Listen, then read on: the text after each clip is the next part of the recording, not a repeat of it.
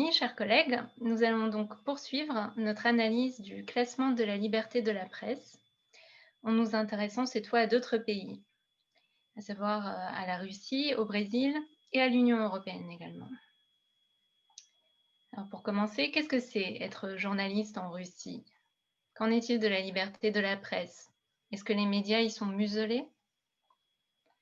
La Russie occupe la 149e place du classement, ce qui est déjà éloquent, je trouve. Et une grande panoplie de moyens sont utilisés pour faire en sorte que la plupart des médias russes suivent la ligne qui est définie par le Kremlin, en fait. Et des médias qui, autrefois s'illustraient par leur indépendance, ont été la cible d'attaques. D'autres ont été sanctionnés sur le plan fiscal, par exemple. C'est très facile à mettre en œuvre. Et il y a toutes sortes de moyens pour pénaliser les médias qui ne sont pas sur la bonne ligne. Avec un aspect supplémentaire tout de même, qui est le lancement d'un audiovisuel extérieur russe. Alors, il y a plusieurs dizaines de médias en ligne, mais aussi des chaînes de télévision et d'information en continu. Et tout comme on a pu le voir pour la Chine précédemment, eh bien, ils sont abondamment subventionnés par l'État. Vous connaissez probablement RT, anciennement Russia Today, mais bon, on comprend aisément ce changement de nom, ou encore Sputnik. RT et Sputnik peuvent rappeler d'autres dispositifs d'audiovisuel extérieur public, mais ils s'en distinguent par leur nature qui est très très offensive. En fait, ils incarnent la voix de Moscou, mais à l'étranger. Leur objectif est soi-disant de dire ce qui n'est pas dit, mais ces canaux pratiquent largement la désinformation, on le sait. Le Kremlin cherche à communiquer avec des audiences internationales pour les influencer, de manière à faire avancer ses propres intérêts et de sorte à légitimer sa politique étrangère. Et ces médias permettent à Moscou de tisser sa toile à l'étranger petit à petit. L'audiovisuel extérieur russe a été pensé stratégiquement pour être un élément de guerre moderne. C'est la guerre de l'information, plutôt la guerre contre l'information, devrais-je dire. Et au Brésil, qu'en est-il? Alors, je vous avoue que je n'avais pas vraiment de transition, mais c'est un cas intéressant. Le Brésil, actuellement, se situe à la 107e place, alors qu'il était classé 63e en 2005, je crois. Donc, le Brésil est vraiment en chute libre, on peut le dire. Et cela fait déjà quelques années que le pays chute au classement, oui. Il y a le phénomène Bolsonaro, mais il vient s'ajouter à des dérives brésiliennes qui étaient préexistantes et bien ancrées déjà. Mais Bolsonaro a quand même récemment dit aux médias, aux journalistes, je cite, « Vous êtes une espèce en voie de disparition ». Bon, c'est très éloquent. Et l'on voit qu'il tient des propos pires encore que ceux de Donald Trump aux États-Unis. Mais bien avant Bolsonaro, le Brésil n'était déjà pas exemplaire en la matière, puisque c'est le pays que l'on appelle le pays du coronélisme, le pays où les potentats locaux possèdent des médias et où il y a des conflits d'intérêts qui sont extrêmement forts. Dans un rapport récent de Reporters sans frontières, le Brésil est même qualifié de pays aux 30 Berlusconi. Pourquoi? Eh bien parce qu'au fond, il y a 30 petits Berlusconi au Brésil qui sont à la fois responsables politiques et propriétaires de médias. Et l'Europe dans tout ça? Eh bien, comme on l'a vu au début, avec le trio européen qui est en tête du classement, l'Europe demeure de très très loin le continent sur lequel la liberté de la presse est la mieux assurée.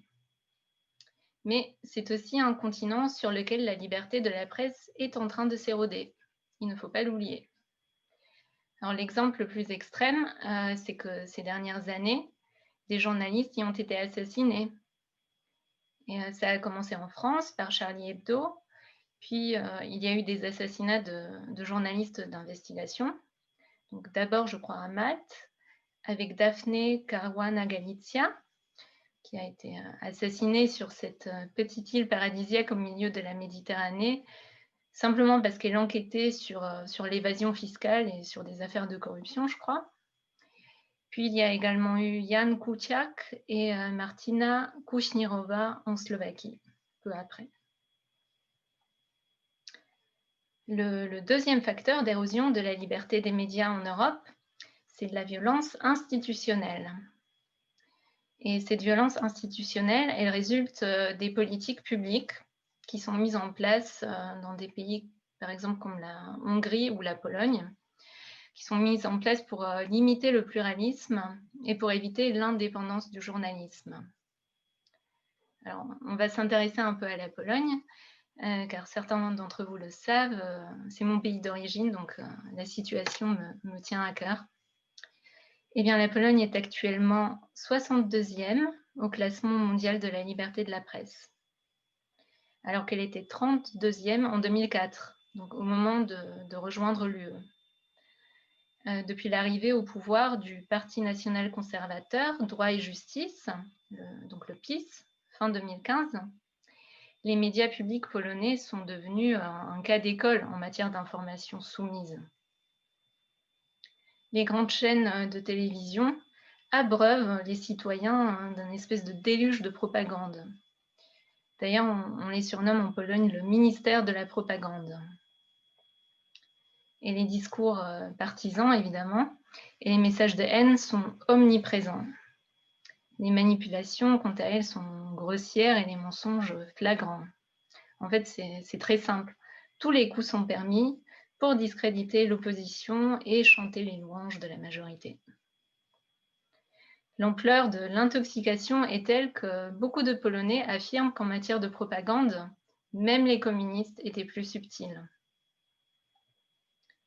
Au cours de ces dernières années, il y a eu des grandes purges dans les médias publics, que ce soit à la télévision ou à la radio, et les nouveaux dirigeants ne tolèrent ni opposition ni même neutralité.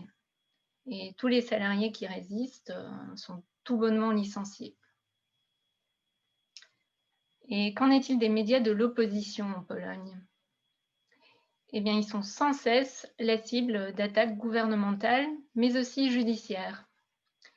Et bon, on ne va pas rentrer dans les détails, mais la législation actuelle encourage l'autocensure dans les médias indépendants.